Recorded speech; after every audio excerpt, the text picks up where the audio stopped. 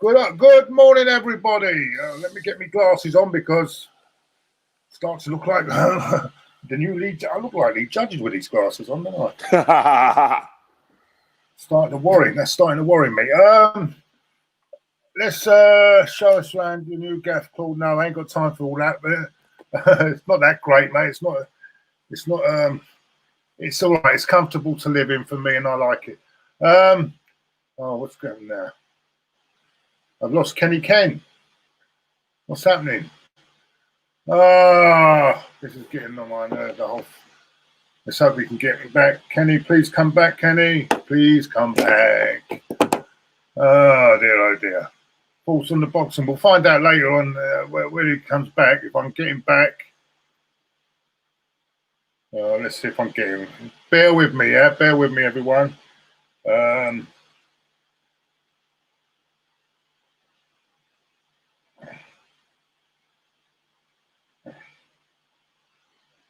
with me.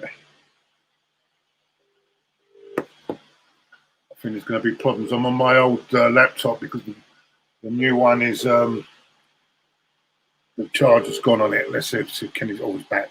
Hold on. Kenny, was that Mike or you? No, it was. I think it was both. I think it was covered. It's probably me, but I'm ready now.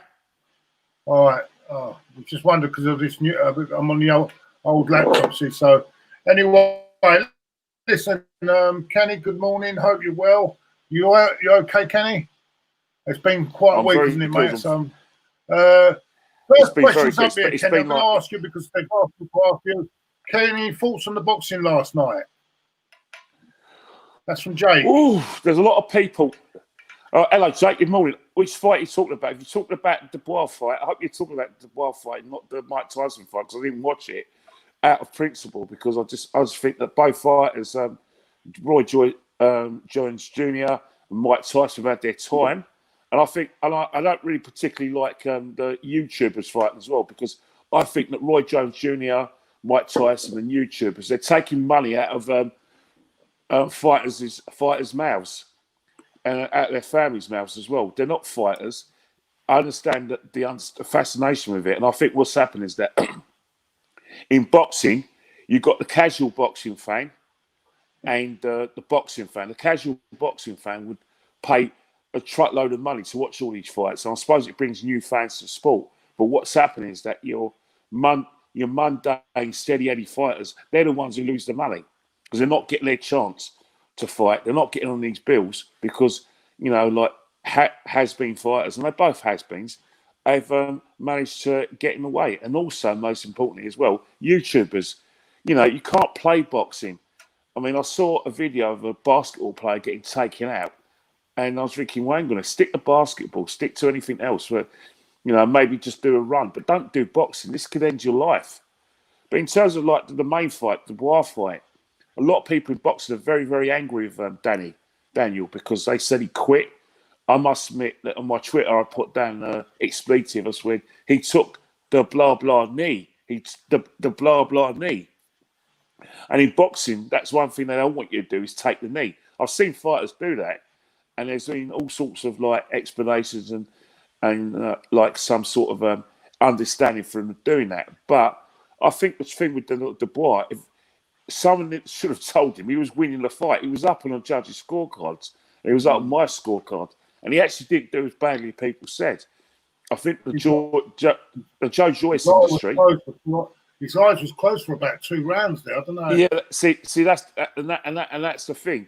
Younger fighters say, "Oh yeah, you're young, you come again." And maybe his corner pulled him out, but he was winning the fight. He was up in the judges' scorecard. A lot of people are saying that Joe Joyce fought the perfect fight, and they're probably saying that because they're Joe Joyce's fans. They're saying that after the event, but during the fight, Joe Joyce was the jab. Was catching him with a jab, did really well behind that. Didn't throw many right hands. He mauled him and basically rested all of his 80 stone weight on Dubois, and that kind of knackered him out.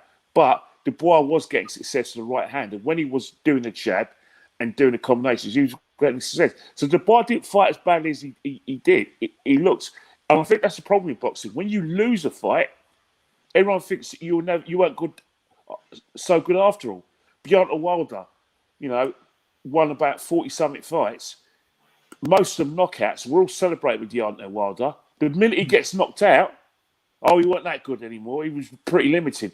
Joshua, everyone was Anthony Joshua, when he had these big fights, beat Klitschko, loses to Ruiz. He wasn't that great afterwards. And I think that's the problem with people in boxing. They sit on the fence whenever there's a 50-50 fight. And then when the fight goes the way it doesn't everyone expected, they go back, well, yeah, I kind of told you so. Yeah, he wasn't really, he was a bit limited, a bit mechanical. It's too early for him, blah, blah. But you weren't saying that before that.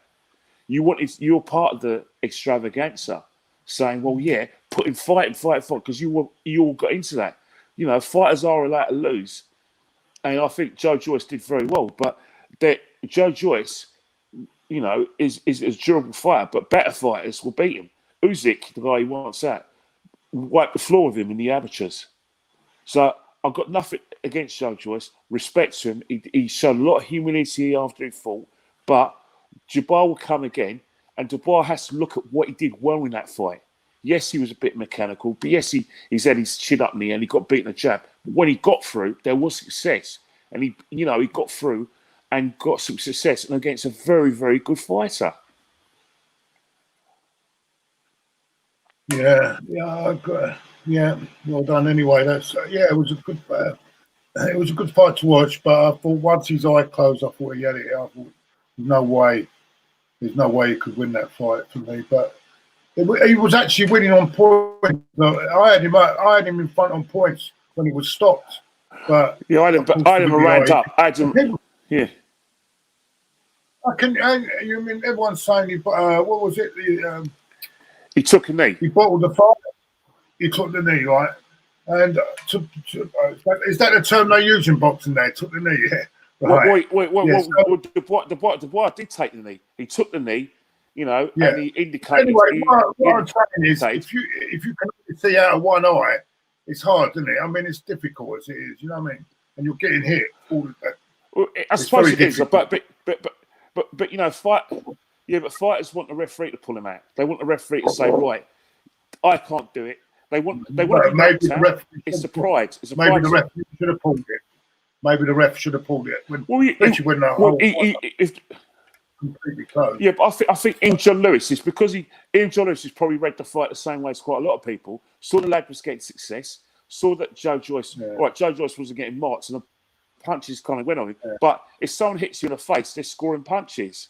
And I think maybe in John Lewis, it wasn't a decision. His corner, I think the corner must look to the eye. And I know Martin, his coach, was saying, this is big boy boxing now. You can't play this big boy boxing. So clearly, Dubois must have said in the corner that he must have pointed to his eye and said blah blah blah. And I think that's what. So the corner were definitely maybe aware of the discomfort that Daniel was feeling. But saying that, you go out in your shield.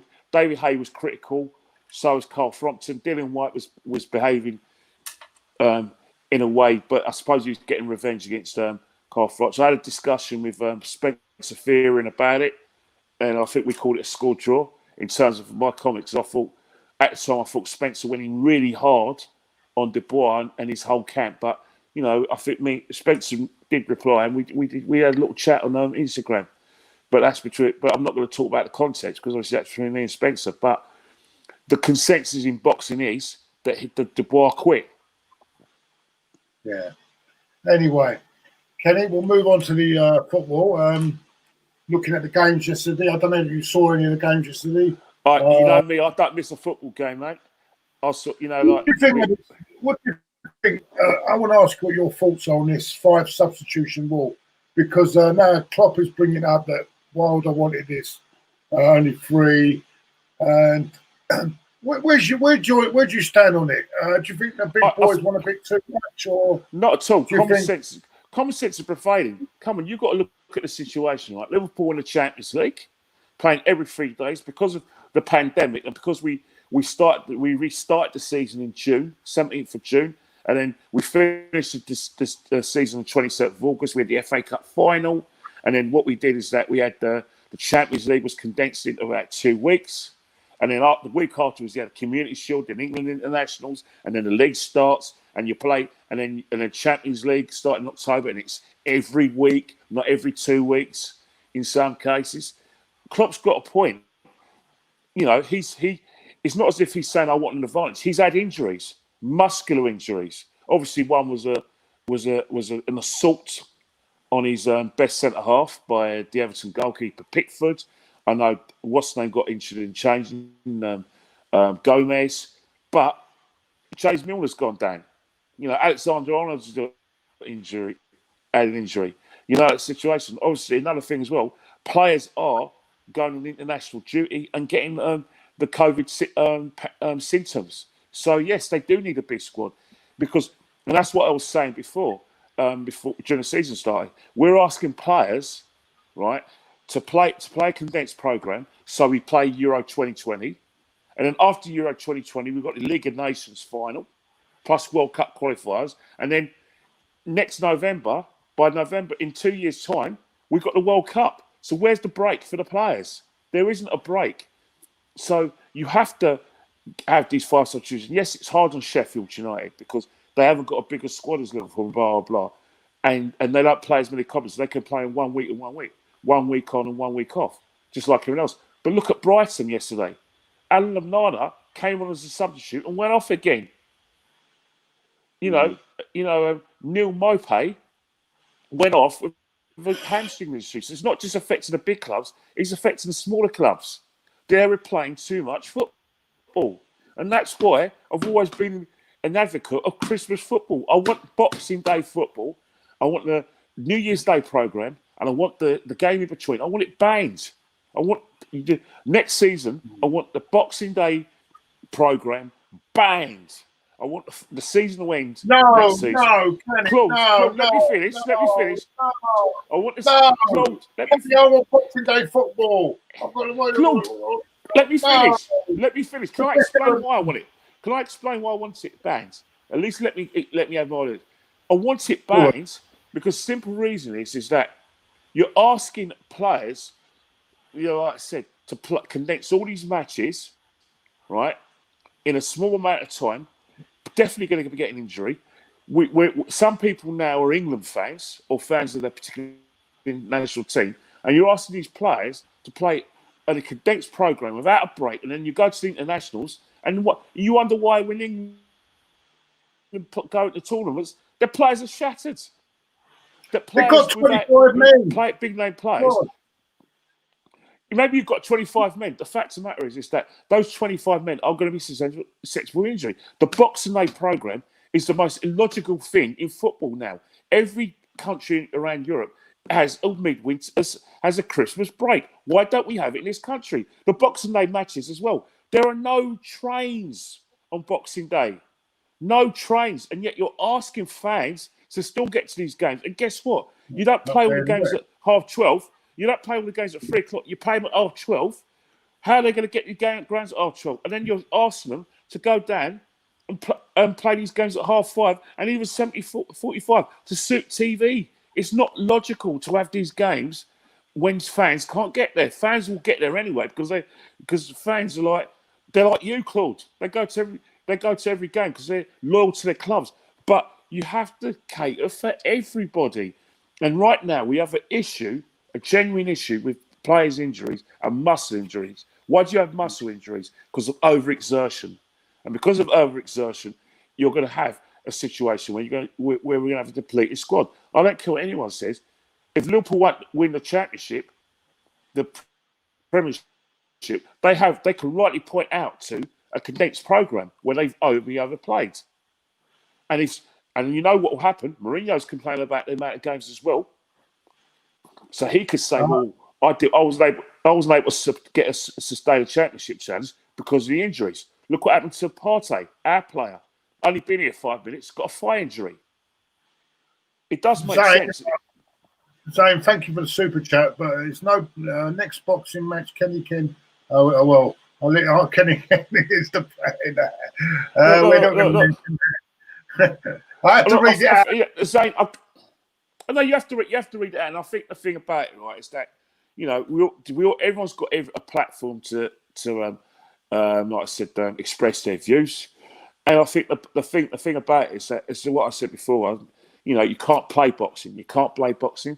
You know, a lot of people, right, you know, like have underlying injuries anyway, so you really shouldn't do that. But in terms of like the whole situation regarding, and we're probably going to get that later, you know, you can't kill a kidder. You know, you can't kill a kidder in terms of like the results, regardless of how patient you want to be behind a manager. Fans are going to look at results. And one thing is that when you're talking to football fans like us, who've been watching the games for 40 or 50 years, we know, regardless of how much faith you have in the manager, if you're not winning football games, your position is under threat. And then when you don't win football games, you know, critics are going to look at team selections. They are going to look at, you know, the amount of goals you score, and they are going to look at tactics employed by that manager. They are going to look at formations. And if they see repetitive mistakes, they are going to criticise him. And the manager has to be accountable. Doesn't matter whether he's been here 5 minutes or 5 years. He has to be accountable. Doesn't matter. You can't ask fans not to call the managers out and ask them to be accountable. But we'll get to that later. Yeah. Kenny, thank you for that saying, by the way. Thank you for the super chat. That was very nice. Kenny, I'm going to look at today's game, first of all, and hold on. Let me get this up on the screen for everyone. Where is it?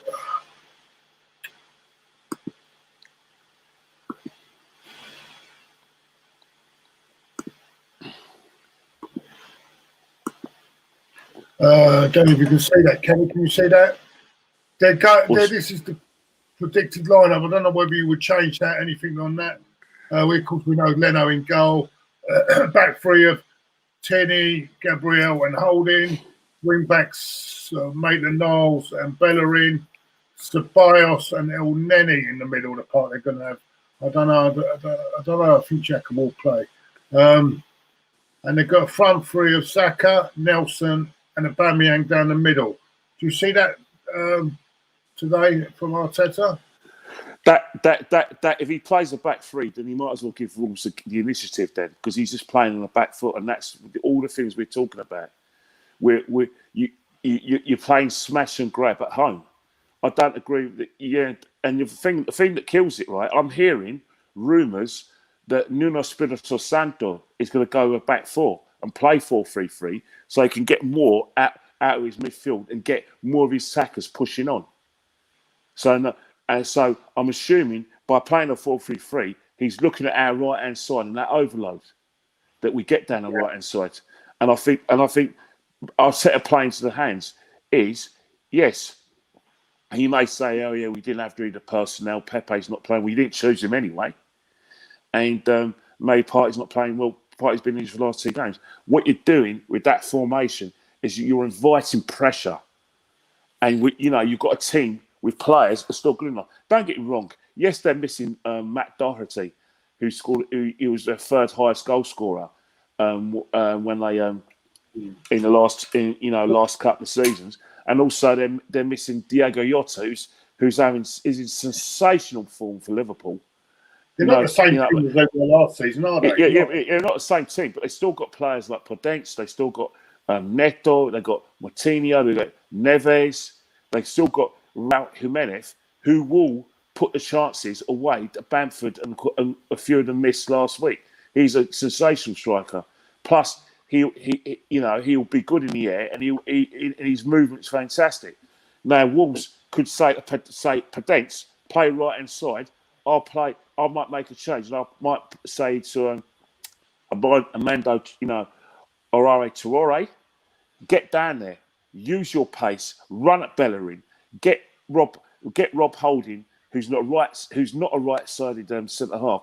Get him down there, get him out of position, and we'll just run off you from the overloads and make this space, because that's down the right-hand side.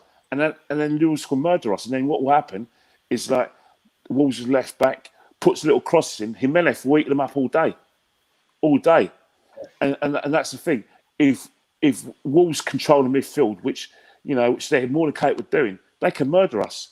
because what's happening now, the things that Arteta's doing, he's killing the creativity and the service into a Aubameyang, although Aubameyang's not playing well, and to the front three. The front three are going to come looking for the ball because there isn't that flow and that kind of dominance over midfield. So when you come looking for the ball, what you're doing is that Wolves just have to stay in a system, say a Christmas tree. So right, no problem. But when that ball breaks, we're going at you, and you've got to get these players now to turn the other way. And when they're on the back foot, the Bellerins, the coygs, blah blah, you're getting situations of Holding has to help out Bellerin because of that back three. So he goes out there because we're relying on no disrespect, right, to like I said, to Reiss Nelson, right? He's going to be willing, right, to come back and help Bellerin out. But what's happened, right, is that he's not used to that. And when you put Reiss Nelson in that position where we're playing smash and grab football, blah blah blah, what happens? You kill his fluidity going forwards. And then what happens? Yeah. Can I just get these before they go off the screen? Yeah, of course, yeah. I've got my old laptop and I don't trust it. Claude and Kenny, two big idols in the football YouTube scene. Keep it up, boys. That's from AC, GNA TV. Oh, have a good look at that, boys. That's a good channel because our friend from Chelsea's on there as well. So is that Anita? No, it's not Anita. It's Jem. Jem is really good. He's good on it. Jem and Anita's part of it. They're all part of the football terrace, but they're really good. I'd say fan pundits. I would call them very good fan pundits. Good stuff. And yes, GNA, give that a good watch. It's a really good GNA TV. Also, Zayn Mayasi has now said, Kane, what's your best Rocky film? Can you imagine Mr. T versus Tyson? I don't know. I think what's happened is that, by the looks of the Mr. T, he was very much like much of a southpaw because he used to fight with one hand in that film. In Rocky, I think you're talking about Rocky 3. Yeah, he fights with one hand. In terms of Rocky, the best one was the first one because it's the actual story. Rocky Balboa was a club fighter. He's a southpaw. He lost. And basically he was handpicked by Apollo Creed because Apollo Creed thought it'd be an easy fight, and they went the full 15 rounds. And Apollo Creed got the points victory. But what's happened is that Rocky became a immediate star because he ran 41 the fight. So the first one's obviously, for me, is the best fight, best film. I suppose they done that to get the sequel, make him lose the first fight to make the sequel go, isn't it? Yeah, but I think it's actually normally when you get a film, the hero normally wins in the end, doesn't it? Yeah, but it's actually based on a story. Yeah, it's actually based on a true story. It was actually Chuck Wepner fought Muhammad Ali in 1975, and he actually put Muhammad Ali down, but obviously Muhammad Ali knocked him out. And I think Sylvester Stallone was inspired to write, and Rocky write about that fight, and he became like Chuck Wepner, and then Apollo Creed was Muhammad Ali. So yeah, all set. Yeah. Going back to that predicted lineup, I've seen that predicted lineup. There was no David Luiz. Is he injured as well? No, David Luiz ain't injured. It's just that what's happening is that in terms of Rob Holding, for some reason, he's played his way into the team. I think it's dangerous, and people may disagree with me, but who's the best right-handed centre? Who's our best right-sided centre half? Their answer is the Mustafi. Yeah, it's Mustafi, but he's another one who's annoying me because we'll get back. Probably going to get onto it. He's another one who wants to see out his contract. You would rate Mustafi higher than Holding, yeah? 100%. Holding is not like a Premiership centre half at right hand side. On the left hand side, he's a lot better, but David Luiz is better than him there. So in terms of the right hand centre half, I think Mustafi could stop those overloads down the right-hand side and give Bellerin proper protection. But the problem with Mustafi is he likes to go down to ground. And then when he goes to ground, what's happened is that he better get that ball. He doesn't stand up, stand his defender. And because of those mistakes, a lot of the fans have basically had enough of him. You know what I mean? They've just had enough. So that's why they don't want him in a football club. But in terms of playing that right hand side, he'd do a much better job than Holding. Luiz will do a much better job. But the problem is Bellerin. Bellerin's the issue there. In terms of, yes, he's getting a bit better defensively, where basically he's doing that. But he will only do that with help. If you notice it with Bellerin, he's screaming against Man United and other games. He's screaming at the right-sided player in front of him. Help me, help me, help me.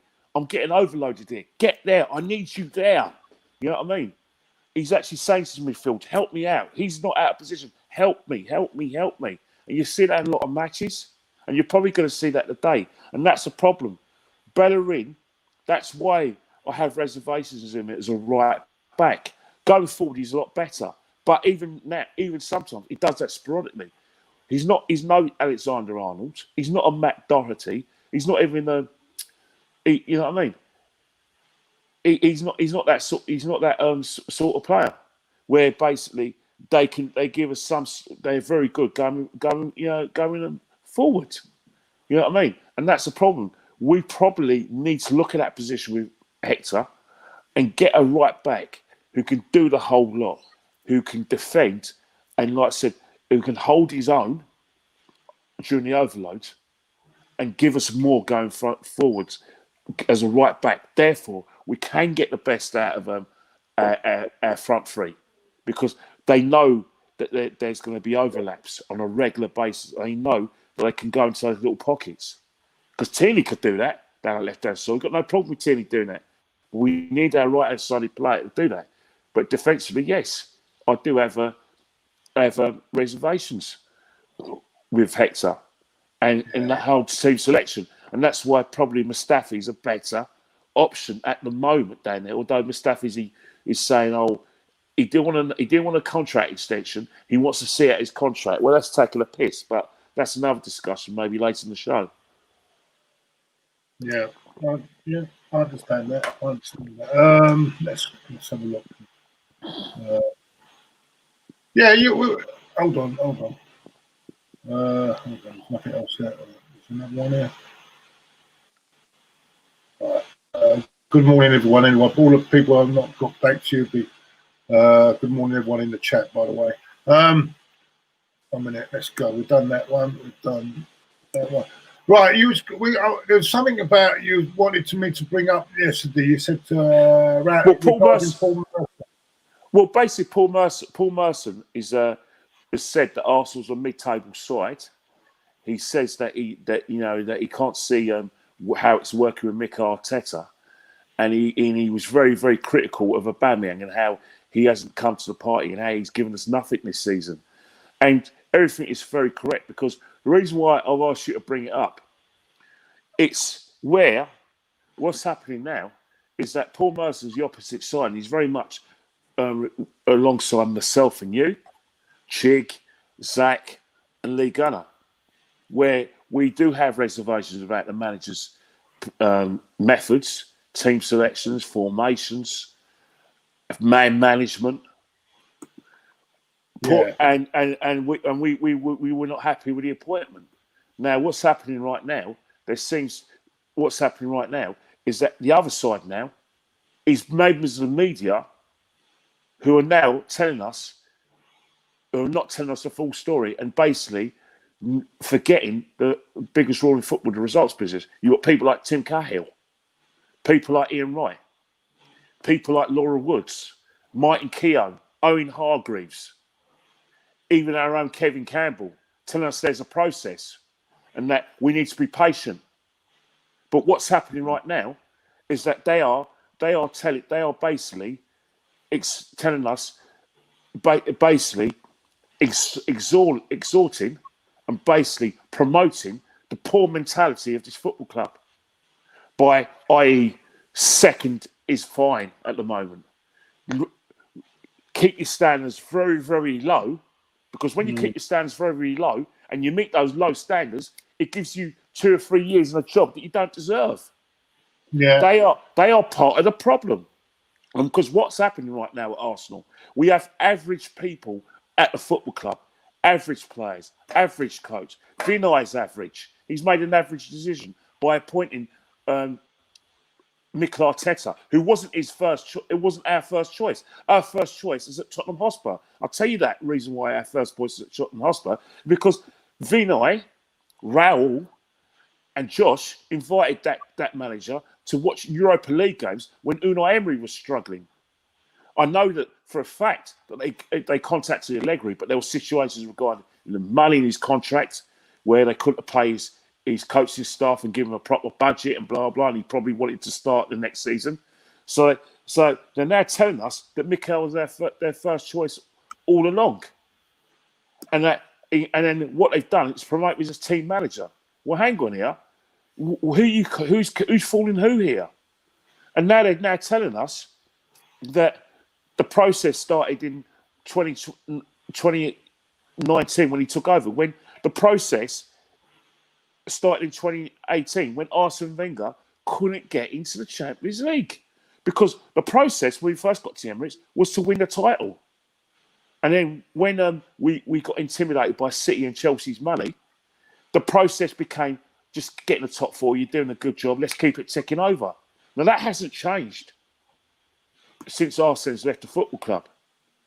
So basically, the process is if a manager doesn't work out, you just get on that. You get another manager on that train or that sort of in tray of process, and you carry on. But the process hasn't changed. Now we're being told to accept mediocrity, lower our standards. We're Arsenal Football Club, for God's sake. And it doesn't help when that mentality is getting into the fan base. So we now have an average fan base where people now are being influenced by the fact that Arteta may be a great coach in the future, and they're influenced by people in the media. So, for instance, people who agree with Laura Woods are giving her props and saying, "Well done, Laura. Excellent interview. Oh, well done, Casey. Brilliant, brilliant, brilliant. Oh, you're right. Bravo." But what they don't understand is that we're in the results business. The results business. Doesn't matter what's going to happen 2 or 3 transfer windows. The fact of the matter is, Arsenal Football Club has not been in the Champions League for 4 years, and we're in our 5th season. If Mikel Arteta does not win the Europa League and does not get in the top 4, his job is in jeopardy, because he has to be accountable, because he's not the head coach, he's the team manager. And also this stuff about Mikel Arteta, Dave O'Leary's saying, "Oh, we've got this man." When I see Mikel Arteta and hear him speak, I see an Arsenal manager. David, you're an employee of the Arsenal Football Club. You're the club ambassador. Of course you're going to say that, David. You know what I mean? And you're saying, but the fact is, David, you contradicted yourself. And all of you have contradicted yourself, saying he's our manager. We listen when we speak. Because you're the same people that said he didn't make the decision to get rid of Mesut Ozil. It was a ball decision. They forced him into it. So if you forced him into it, he's not your manager, is he? He's not the man that you listen to, because he is a puppet. You just called him a puppet. So why do people contradict themselves about this manager? Just say it's not working. Say that things are going wrong, and say that we're worried about not getting the top 4. Why can't we say that? What is wrong with people? Why does there have to be a divide? Why is it that people are trying to shut the criticism down and Arteta? It's not going to go away. The genie's out the bottle. We've had enough. And he'll get praise if he turns it around. He'll get praise if he turns it around. Praise. Of course, he'll get praise. I mean, I don't understand. I mean, people keep going out. We're rats because we don't we want our team to lose. I've never wanted my team to lose. Ken. It's rubbish. Never. First class rubbish. It's nonsense. And then to make ourselves relevant. Well, why would I make myself relevant? All I care about is my football team. It's all bullshit. Absolute bullshit. Claude, let me tell you something about the whole situation, right? All right? The fact of the matter is, results are key. That is the alpha and omega. It doesn't matter what people say.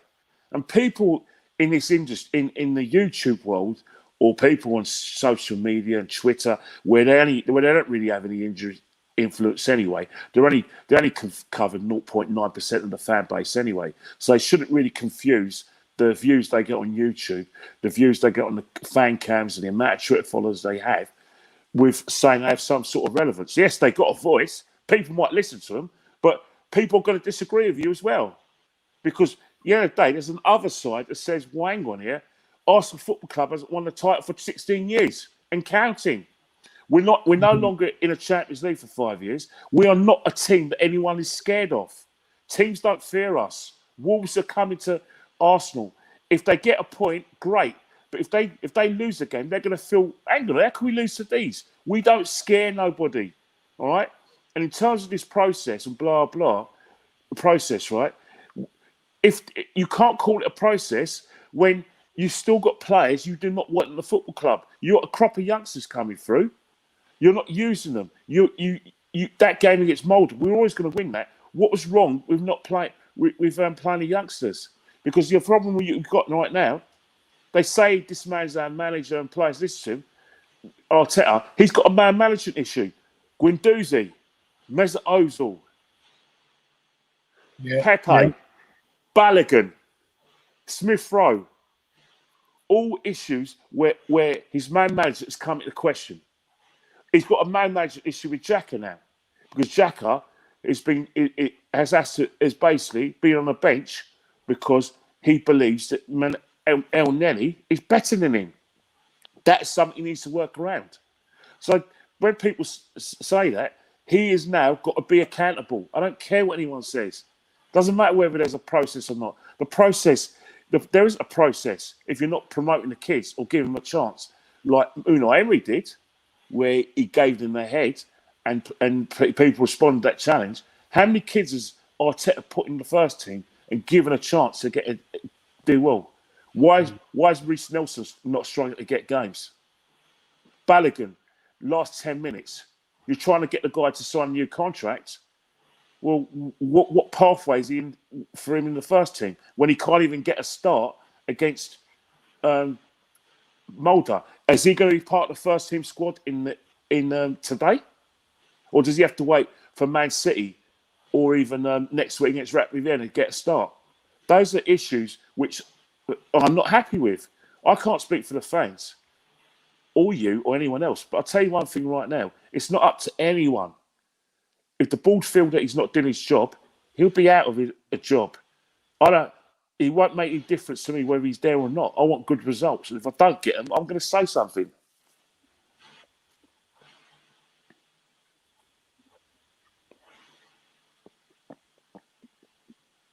Yeah. Kenny, can you have you frozen? Can you hear me? All right, frozen. I can hear you perfectly. Sorry, mate. Yeah, sorry, mate. It's just that I thought for a minute you froze. There's a super chat coming from Matteo Guendouzi. No, I don't think it's if it is the real one. True fans big up true fans like you guys. Thank you very much. Hector is my brother and he does what he's told. I won't read the rest. It just says rest in peace, Heavy D and Diego. Yes. We're all still very sad on that. Heavy D was a larger-than-life character. When I was down, he was the first to contact me when he knew I was in difficulties. One of the first people who've always phoned me up and see how I was. In fact, 3 weeks ago, we were about to do some filming, and he said, and he had a new role in Foot Soldier coming up as well. Mm. So it's very, very sad.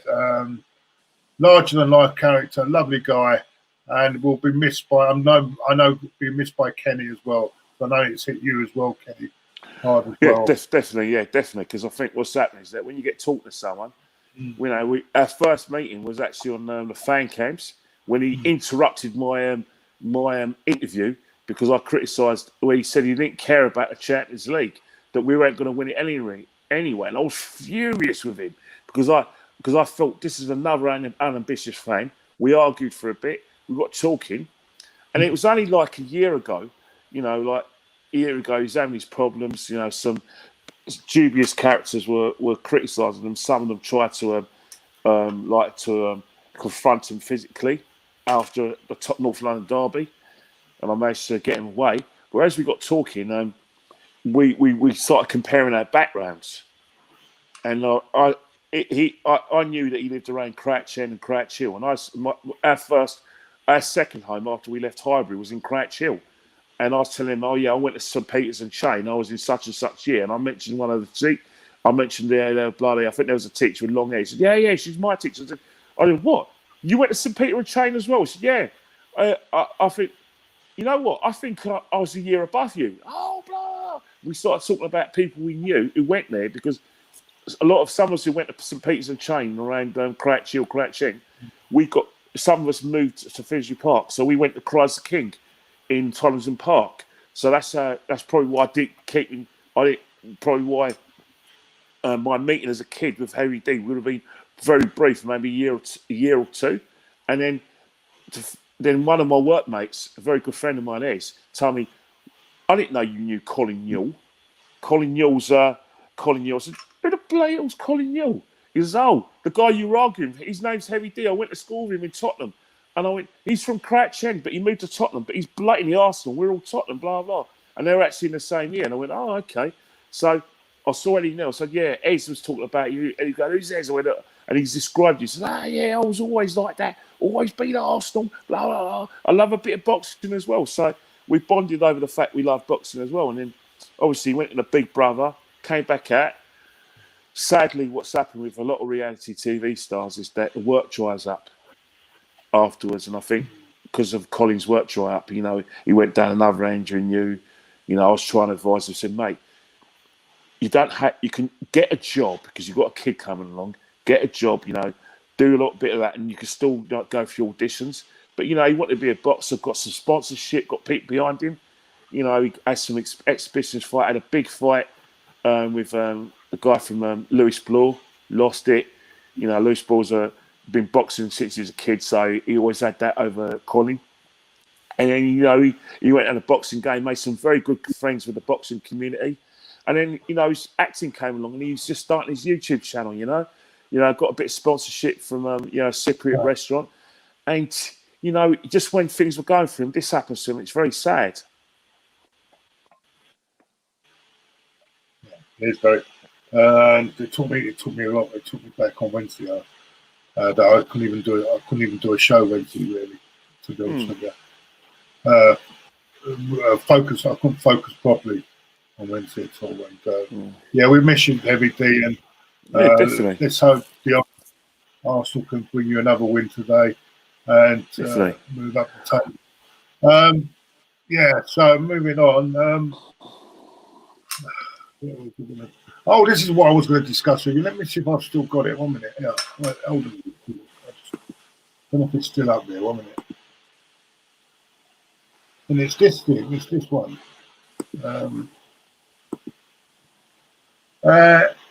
Reports claim, right, there you can see it, that Arsenal will consider swap offers for Nicolas Pepe. With whom, though? Eh? With whom? For whom? Well, they don't say who, but they say they're willing to swap him or go on loan. Well, I don't think he's happy at Arsenal. He can't be happy at Arsenal because of his chances he's getting.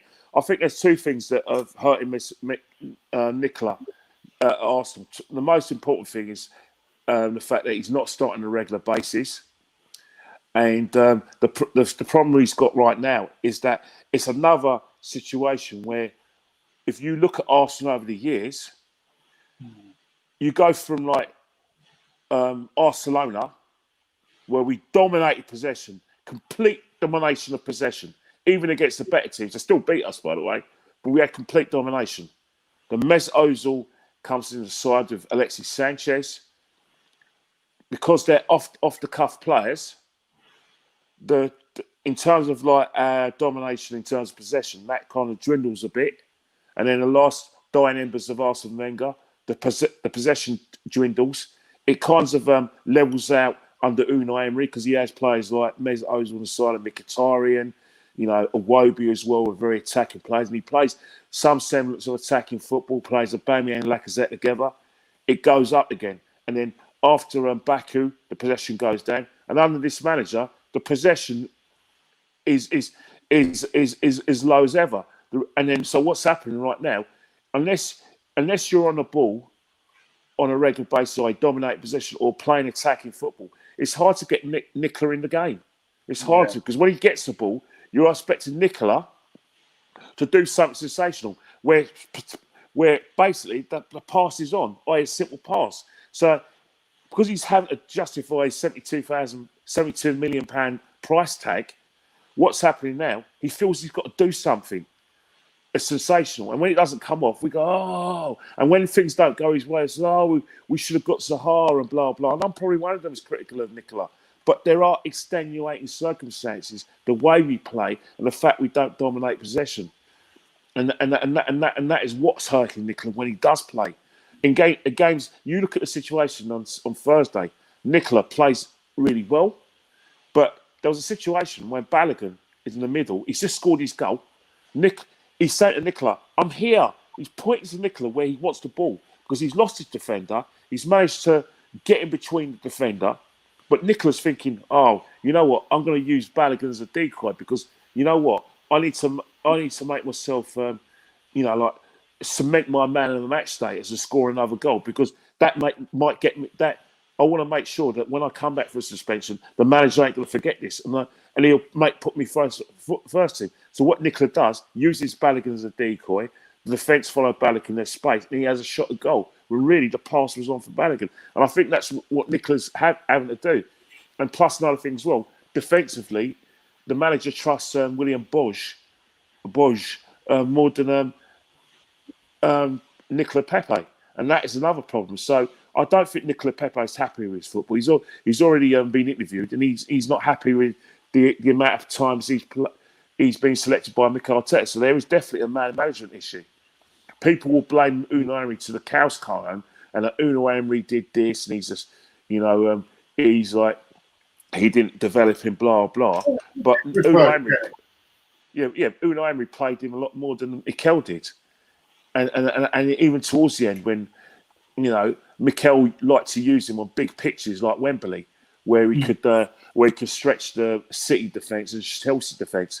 But in normal Premiership games, Nicola has found himself wanting because the fact is that William Bosch gives Hector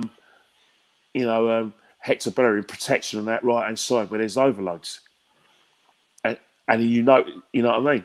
And he tries to do it, and we don't so much have overloads. But when Pepe plays, there's overloads coming every 5 seconds.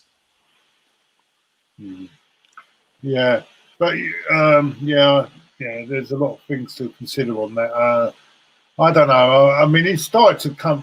I mean, hold on. I think I missed a super chat here somewhere along the line.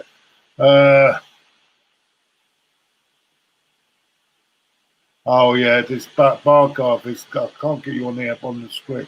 So can you see that on the screen, boy, everyone? Bargav, he says, "Heavy D and Bell bring me tears." I've never seen him. Yeah, that was really. I remember the belt when he used to come around with the belt. Yeah. I actually held the belt at Watford. I said to Watford away last year when we basically played the worst football ever under Unai Emery and managed to win because of a goalkeeping mistake by Foster, Ben Foster on Aubameyang. I said to Heavy D, you make sure I want the belt. So I made sure I held the belt. And I said, right, bring the belt every game there. Yeah. And he was bringing the belt to all the games in Europe, which unfortunately Baku happened. Oh, it's so. I don't know. What can you say? It brings back good memories. And, rest in peace, mate. Rest in peace. Yeah. I just want to sort of pass my condolences to his parents and to his brothers. Yeah. He's got a few brothers as well. Yeah. The family. The most important thing is the family, and how much it must have hurt them as well. Yeah. And of course, I know they didn't get on after a while, but his ex-wife or ex-partner. Remember, he's got 14-month. He's as got well. No. Yeah, he's got another kid who's nearly 20 as well. He's got another. I think he's got a son who's nearly 20. So he's got. Everyone talks about the kid he had with Byron, but let's not forget his son as well. I mean, it's a son or a daughter, but I know he's got a child who's in there who's 19, 20. So I want to pass my condolences on to his eldest child as well, because no one's talking about the eldest child who's been left out, and his brothers as well. He's got his brothers. You know, his dad's a Bethnal Green man. The whole family, the whole family as well. Yeah, and his mum's Jamaican as well. So they've lost a much loved family member. There's another one from Bargarth, but he's gone. I think I can't find it now. It's gone off the screen. Bargarth, who was going on about the screen now. Where is it? Oh, where is it? Yeah. Oh no, bring me now. I've done that one. Arsenal are winning, it said so as well. And there was another one I missed, but it's gone. It's gone. So Rusty, I need someone in the chat, in the back stage really, to do these because they went so quick. So yeah, moving on now. By the way, that boxing fight apparently ended in a draw. By the way. Well, yeah, there's going to be a rematch now. Isn't it? Oh, please no. Hope so. I hope not. I don't. I mean, Roy Jones doesn't want it. He doesn't want to do it. Tyson's up for it. I'm not too funny. Isn't that enough money? As I said earlier, beginning of the show. You know, how about we're in a pandemic where there's a lot of fighters who can't get on shows because for various reasons where there's not enough shows for them to go around, and money's been taken out of their mouths. Another thing as well, this country as well, the government, in terms of in terms of grants, are giving boxing nothing. Motor racing's got something. Greyhound racing's got stuff. Horse racing, every sport. They only done 8 rounds of 2 minutes each, and they were knackered. But there's a most important issue as well. The government in this country has not given any grants to grassroots boxing, horse racing, motor racing, greyhound racing, rugby union. Yeah. Every sport I could think of, with the exception of Premiership football itself, boxing's got nothing. That is disgrace. I mean, there's a lot of boxing clubs who could do with the money. A lot of kids, right? Who need boxing because it takes them out of their environment and takes them away from the gangs and petty crime and everything. They need this money. Boxing clubs all the boxing clubs boxing club needs it in Archway, Repton, all of them around London. We need the money. You know what I mean? Dell Youth in West London. All these boxing clubs need money. And so, you know what I mean? Because especially some of these fighters who you're asking to represent at GB level, they need money and need funding and sponsorship and funding from the government. Yeah. This guy, because he put the super chat and he went missing and I couldn't see it. Yeah. Sorry, I do apologise, Prem. The super chat was, my questions were, would you consider playing Pepe in the front two with Alba or Laka when he's back from suspension? I did suggest something like that earlier. Yeah. Remember in the chat we had, didn't he, with Nico and I said, go 4-4-1-1. and I thought just Pepe running behind Aubameyang. We've done that before.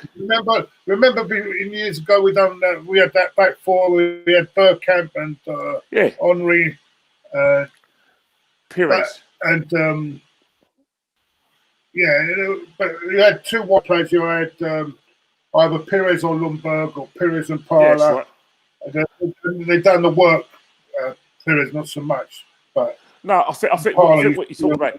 You know, you're talking about. You know, in the Wenger years. You know, after, especially around 2003 up to 2006, where you had that overload down the left hand side, Pires, Ashley Cole, and Henry, and where they all swap kind of positions and bamboozle the opposition. In terms of like Nicola, because he's got quick feet, great skill, has an eye for goal, great pace as well. You know, if we can make those sort of runs where he can take defenders away from him, and then say we play good through balls, he can get on the end of them and get shots at goal. That makes perfect sense, and that is probably a part of his game that a coach would like to develop. Interesting to see if he does do a system like something like that. But well, I don't think this manager would do that system. You don't? No. No, not this manager. Not this manager. If we had two wide players, two wide midfielders that can work backwards and forwards, work, really hard working back and forward, and then you've got Pepe in that role just behind Aubameyang. I'm sure it would work. And the two solid midfielders in the middle there, I can see that working. It works for Liverpool. It works for Liverpool. It works. Yeah, it works for Liverpool. Damn it, Claude. Yeah, but Claude, you just described Liverpool, haven't you? It works for Liverpool. You know, it works to a certain extent for Tottenham Hotspur as well. You know, it's Tottenham Hotspur play kind of similar to Liverpool, where Harry Kane is now turning to himself in a bit of a Firmino, where Son is now becoming like a bit of a Mane. You know what I mean? You look at the goal against Man City, the first goal, Harry Kane, they're all occupied with Harry Kane. Son's in nice little pockets there, isn't he? And then the goalkeeper makes that decision for him. So I don't know about you, but what even cameo performances from Bale, he don't look the same anymore. He looks. Well, he's the same player he was when he was there before. I think Cristiano Ronaldo might struggle in English football. As much as fit as he is, English football is serious, man. It's like, how do I say it? You can't. You know, they say you can't play boxing. You can't play English football. You have to. For a simple reason, it's relentless.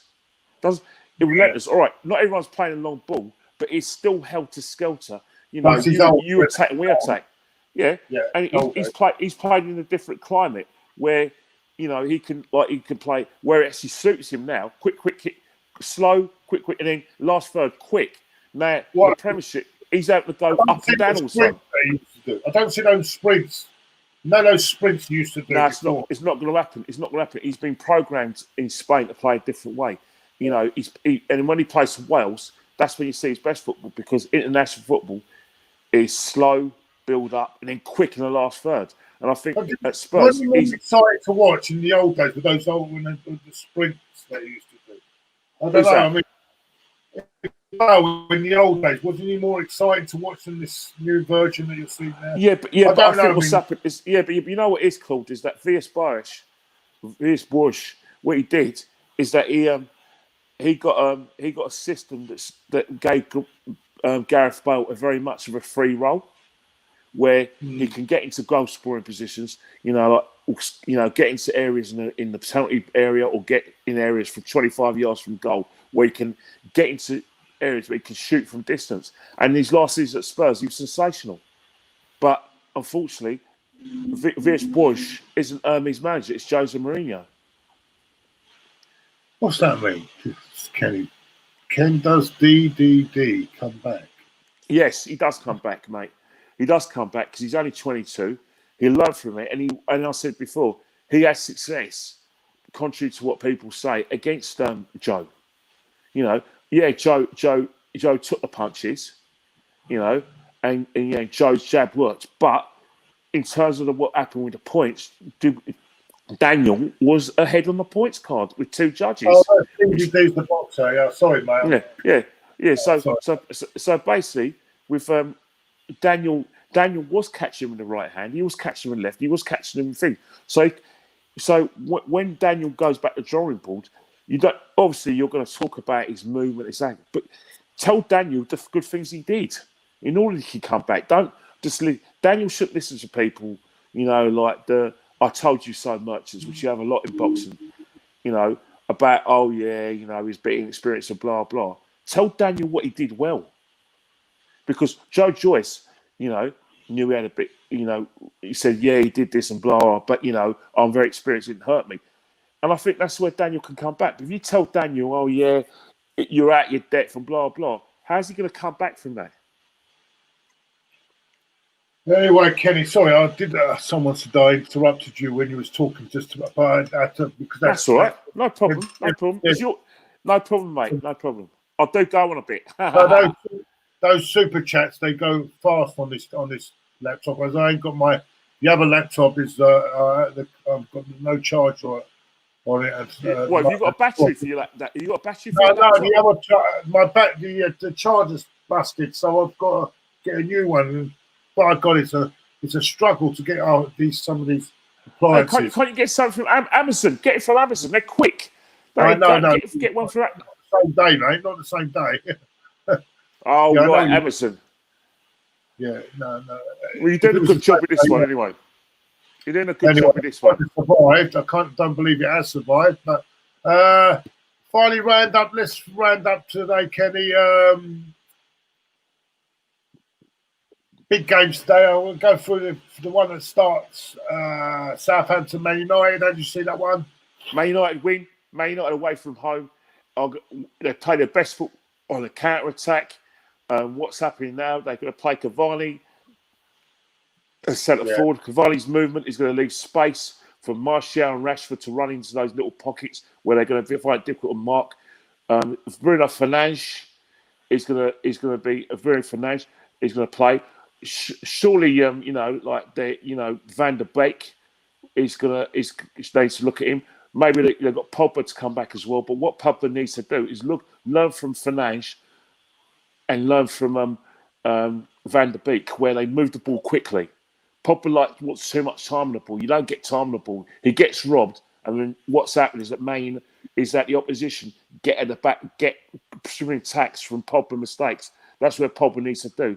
Make those little runs into the box and then move the ball quickly. But I think Southampton have got a fantastic coach, an excellent coach. He's going to get him prepared. They've got a lot of pace in that side as well. They've got good attacker. Shea Adams is playing sensationally. But, Danny, any team's going to miss Danny Ings. It doesn't matter how well you're playing. You know, Armstrong's a good player in there. Vestergaard and Ben Narek are very good defensively, and they're going to need to work hard today. But I think Man United away from home are a different animal to the one at Old Trafford. So I'm going for a Man United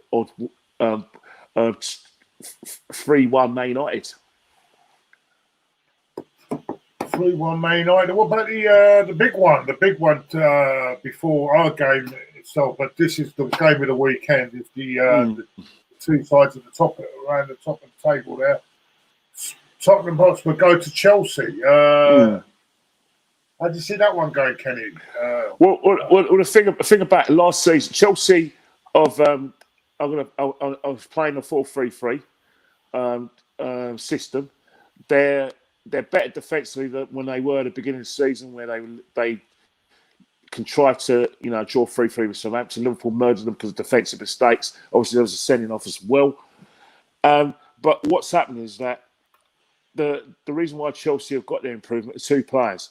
One, Kante is back playing his best football. And he's managed to smell danger, and he's managed to have his free engines. Also, Ziyech, unbelievable player, hard to mark because he goes deep and he takes people in areas they don't want to go to. And what's happened? The delivery is fantastic.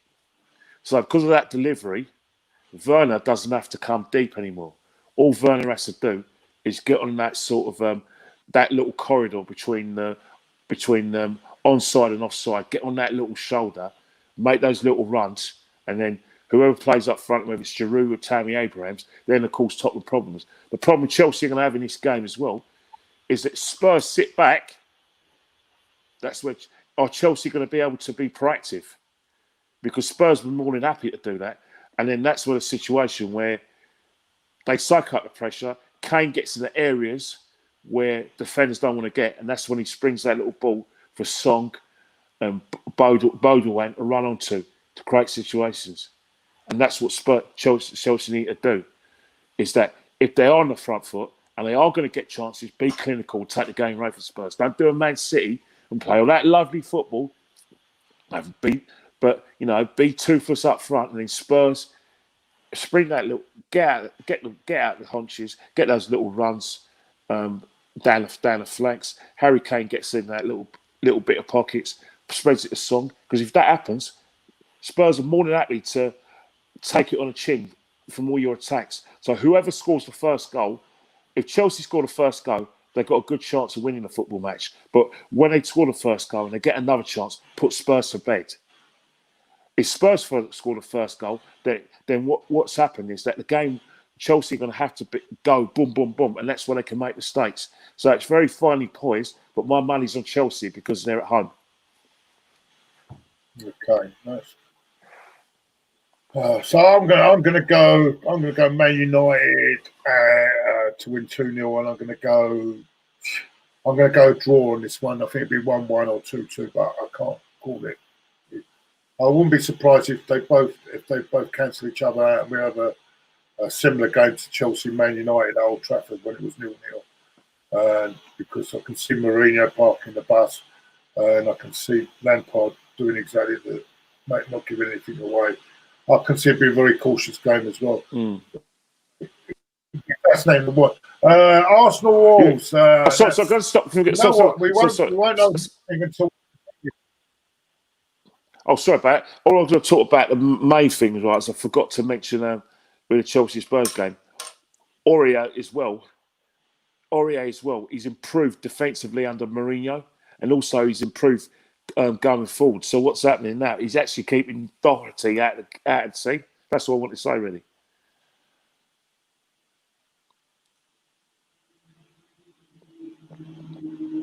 Just bad to tell your mod, MN, getting a true name. Oh dear! Thanks for the donation. Yeah, he does a good job. Our mods, all our mods. Well, we've only got a couple now, I think, at the moment, and this is where I'm struggling a bit because. Anyway, Tottenham can part the bus. Doesn't matter. Ziyech will find the passes now. Well, it's Ziyech, isn't it? Ziyech, I should say. Sorry, Ziyech. Yeah. I always get it wrong over all these pronunciations. When is the next member stream? Yes, mate. I've had a lot of. I do apologise. It's the problem is with all this moving about and everything else. I've not had a chance, but definitely in the week I'll pencil it in the afternoon. I'm just going to have a chat with Terry a few times in the afternoon in the week. I'm sure I can fit that all in. But I do apologise, everyone. It's just the moving and everything. It's taken a lot out of me, mate. And of course, of all that happened on Wednesday as well. There's another message from Every Day as well. So loved. I've had so many messages coming in for him. Now we move on to the Watford game. Watford. What did I say? Watford. Wolves game. Wolves. What did I say? Watford. Wolves game, and I don't know, Kenny. I don't know until I see that lineup really, because it's, no one knows exactly what the lineup's going to be, because there's a lot of doubts over Saka. There's a doubts over who else is there? Doubts over Saka's doubtful. I think there's a doubt over. There was a doubt. Who else there was? To be honest, he only doubted with Kolasinac. That's right. Willian is injured, isn't he? Willian's injured, although I don't really care if he doesn't play. But how do you see this one going, Kenny? I mean, the thing is that, you know, if you want to get on the front foot, give Reece Nelson a chance. Play him in that. Play him. You could either play him in those areas where he could play either the right or left, or you know, a lot of people are saying Lacazette blah blah shouldn't play because he's blah blah because he hasn't been playing well. He's off form, and you know they're critical of Eddie as well. But let's not blow out Lacazette, and you know, like, have some sort of consideration that he could start the game. He could go to Lacazette as a centre forward, and he could go to Aubameyang down the left, and he could go to Reece Nelson down the right hand side. Because let's face it, as Paul Merson says, one of the things Paul Merson did say was about regarding Aubameyang and about how he hasn't pulled up any trees. He hasn't been to races, and that when he was moved into centre forward against Leeds, it wasn't a successful outing for him. And you know, people may say this is extenuating circumstances because of the sending off and the way we had to play when we went out of 10 men. But there's no guarantees that Oba is going to be able to play that position, competently and well. I still want the Oba who could play anywhere in the front line and still be able to get into those positions where he can hurt the opposition. You know, he could play. You know, he could do that for centre forward from the right hand side and left hand side. He was doing it for the last 2 seasons. I really, really don't see the issue with him playing where he was playing on the left hand side of centre forward. I don't see the issue. Really don't. I think what people are looking at is the issue of the fact that Lacazette, the centre forward, doesn't always score goals, but does Firmino score goals at Liverpool in that position? Yeah, sorry, Ken. Right. Sorry. So where's the score? Give us a score for that, right? I'm gonna say 2-1, but I won't say who to. Yeah, it's a hard one because I don't know what team he's going to pick, do it? Excuse me. Yeah. We don't know what team he's going to pick at the moment. There was a super chat from I missed it there. Alexandre said, what part of London do you Alexandre, I'm not saying where I'm living, mate, not on air. You know, there's a lot of people that are not being very nice and sending threatening things to me. So I'd rather not say where I am. Let's put it this way. It's not that far from where I was before, yeah? It's not that far. But I'd rather not say where I've moved to. You can understand that, can't you, Alexander? That's it. I think that's it, Kenny. I think I'm going to call that. It's an hour and 30 minutes. I can't believe we've been gone an hour and 30 minutes. Hey, there's always the thing with football, right? People think it's all about the matches, Claude. They think, but the problem is, whilst we have pundits who and whilst we have shows on Sky Sports, on BT Sports, we have shows all over the world where people are talking about football, and we have people on the new media talking about football, giving their opinions. We always have something to talk about, Claude. Do you know the rules, mate? There's everything. It's not just about the match now. This is modern football. The match is the anticlimax, the build-up, and the arguments after are where the action is, mate. You know that. He's not in the squad today, so for United, that's for you, Man United's. Right. Thanks, mate.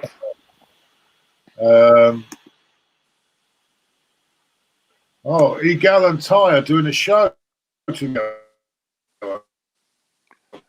called The Realist. I think that's just a hoax, don't you think so? I don't know. Ty is ready to back. He's ready to go back. On the show again. Alex, Arsenal Alex wants. Can you give Arsenal Alex a shout out, please? Arsenal Alex, definitely a shout. And is that do I know Arsenal? I know him. I think I know him. Is that the supporters club? I don't. Yeah, big up Arsenal Alex. Hope you're well, mate, and hope to see you all soon on the supporters club coach or whoever that is. It looks like a supporters club thing there. I'm not sure. Or is it? No, it's not.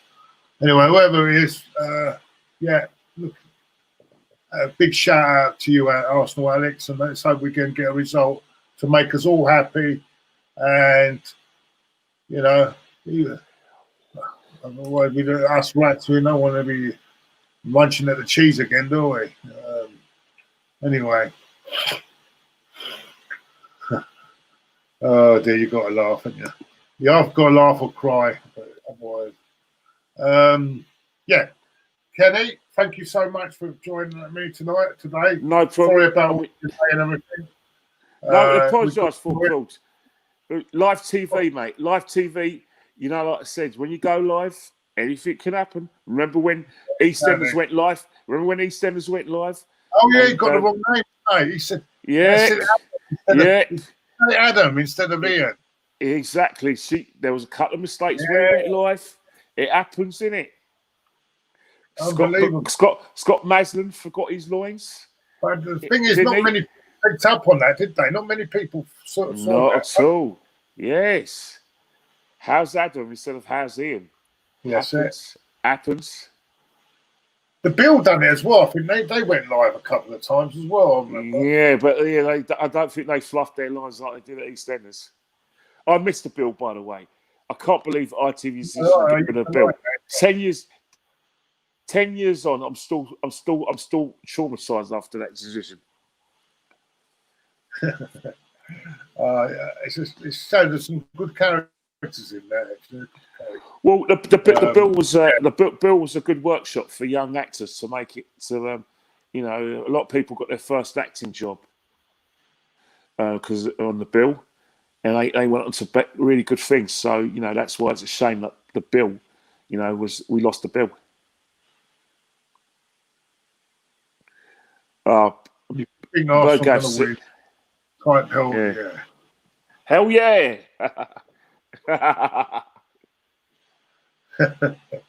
Hell no, says a couple of them here. Oh, good one, mate. Good one, Black Barker. Thank you for the super chat as well.